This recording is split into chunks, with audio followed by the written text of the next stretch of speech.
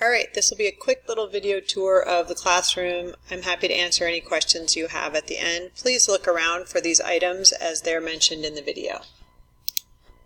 First off, in the front of the room up on the board, there are these 4 yellow boxes. This is where you'll find classwork, what we're doing in class, and also homework written up on the board. You can check that when you come in. I will go over what homework you have. You don't have to just rely on what's written up here. And also most of our homework will be either linked on Google Classroom or delivered to you during class. Over near the front door, near the teacher desk, is this small wooden desk. This is the pencil sharpener for the class. I don't have a big fancy pencil sharpener because those break. I have a 3-hole punch, a stapler, and this is the bathroom sign-out sheet. Every time you leave to use the restroom or to get water, I need you to sign out. You'll put the date and the time. I have a small digital clock so that you can tell what time it is. I do need you to sign out every time you leave. I don't have hall passes or bathroom passes. I do expect you to check with me before you leave the classroom.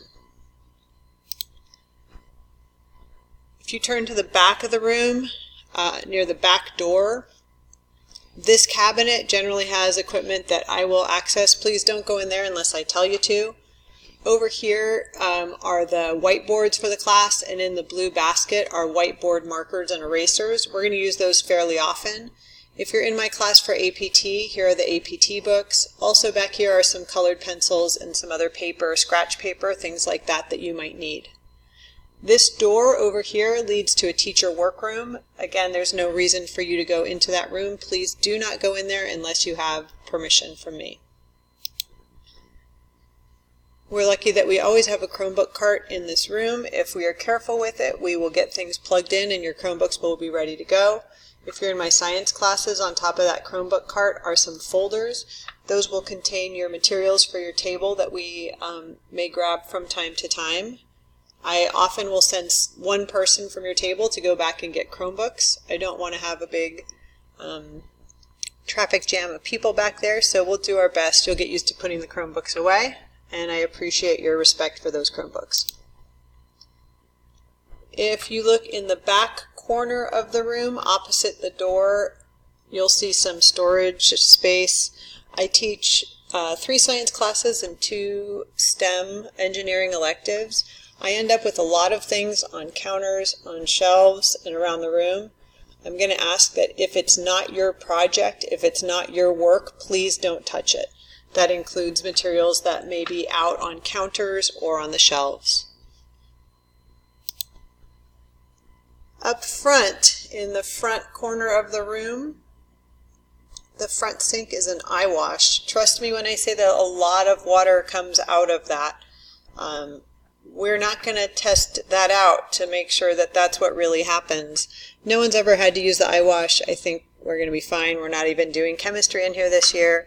If you do have some discomfort or get something in your eye, please let me know. A quick trip to the nurse is usually all we need. This is for emergencies only. Trust me, a lot of water comes out and you don't want to be the one to test it out. In the front of the room, back up near the front, you'll see that I have some headphones for class use. If you have your own headphones, that's fine.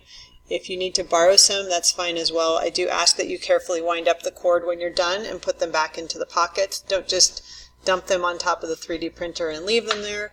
They're there for your use, and again, I expect you to treat them respectfully and they will last us the whole year.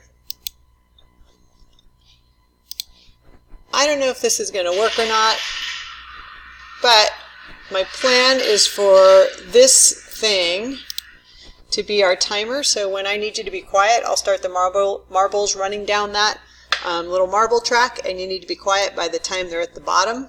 I have a feeling someone's going to tip it over or something bad's going to happen with it, but we'll give it a shot and see what happens.